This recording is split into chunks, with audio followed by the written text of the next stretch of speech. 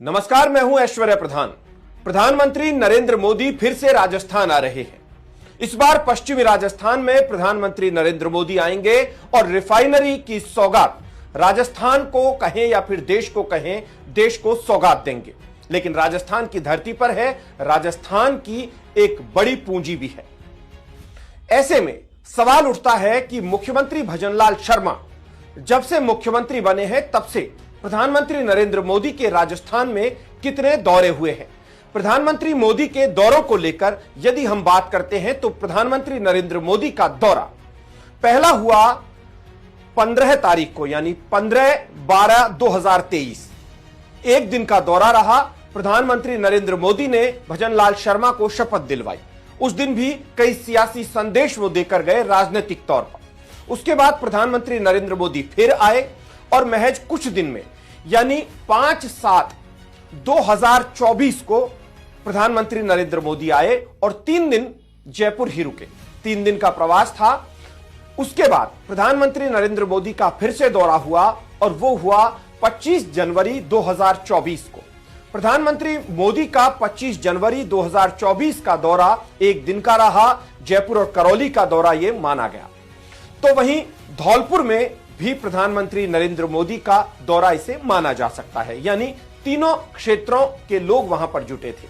उसके बाद 12 मार्च 2024 को फलौदी और पोखरण, उसके बाद 2 अप्रैल 2024 को कोटपुतली और जयपुर, उसके बाद 5/4/2024 को चूरू में, उसके बाद 6/4/2024 को अजमेर और किशनगढ़ में, उसके बाद 11/4/2024 को करौली और धौलपुर में, उसके बाद 12/4/2024 को बाड़मेर और दौसा में, उसके बाद 11/4/2024 को उदयपुर और जालौर में, यानी बांसवाड़ा भी उस क्षेत्र में आ जाता है।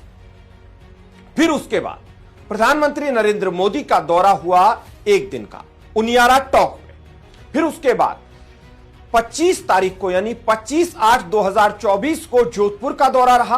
फिर 9 दिसंबर 2024 को जयपुर का दौरा रहा। फिर 17 दिसंबर 2024 को जयपुर का दौरा रहा। फिर 22 मई 2025 को बीकानेर में प्रधानमंत्री मोदी आए। फिर 25/9/2025 को एक दिन का दौरा रहा बांसवाड़ा में।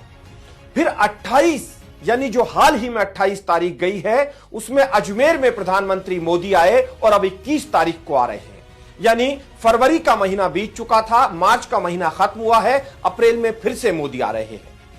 मोदी के 17 दौरे राजस्थान में हुए हैं और इन 17 दौरों की बात करें तो लोकसभा चुनाव के मद्देनजर भी ये दौरे थे। और लोकसभा चुनाव के मद्देनजर के अलावा इन दौरों को यदि जोड़ते हैं तो 3 दिन जब वो जयपुर में रुके तो उस लिहाज से 2 दिन और बढ़ाए जा सकते हैं, यानी 19 दिन प्रधानमंत्री नरेंद्र मोदी राजस्थान की धरा पर रहे।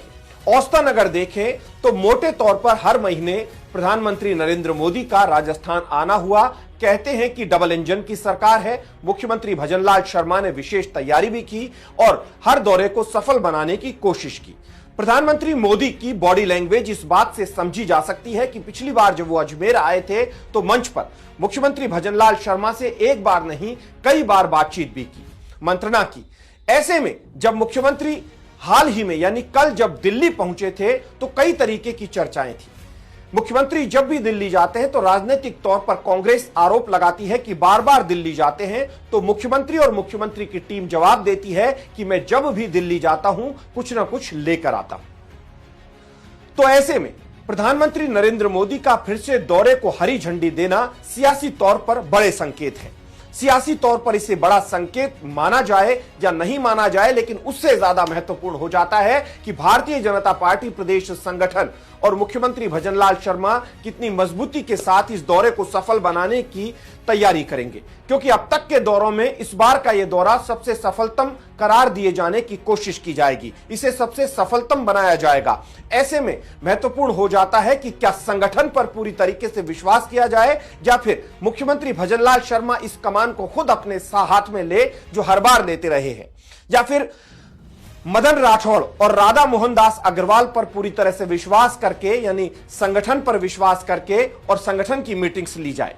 अब ऐसे में मुख्यमंत्री भजनलाल शर्मा को खुद तैयारी करनी पड़ेगी और खुद पूरा जोर भी लगाना पड़ेगा और कई बार दौरे भी करने पड़ेंगे, क्योंकि इस बार वो पश्चिमी राजस्थान की धरती पर फिर से आ रहे हैं, रिफाइनरी की सौगात देने आ रहे हैं। ऐसे में रिफाइनरी के अलावा दूसरी बड़ी सौगातें दिए जाने की भी चर्चाएं हैं।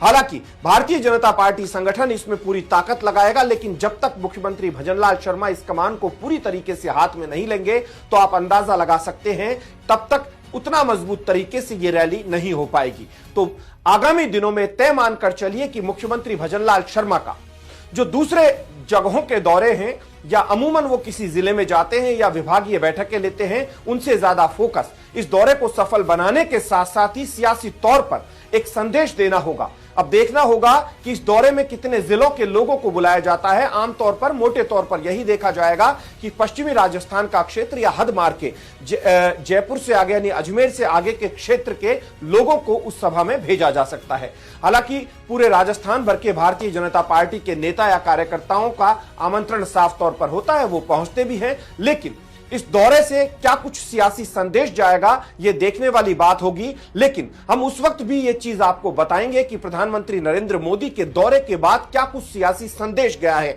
और प्रधानमंत्री नरेंद्र मोदी जब आए हैं तो दौरा कितना मजबूत रहा है और आगामी दिनों में क्या होगा। बहरहाल इस चीज को भूल जाइए कि फिलहाल कोई मंत्रिमंडल फेरबदल विस्तार होगा या फिर फिलहाल कोई तबादलों की बयार चलेगी।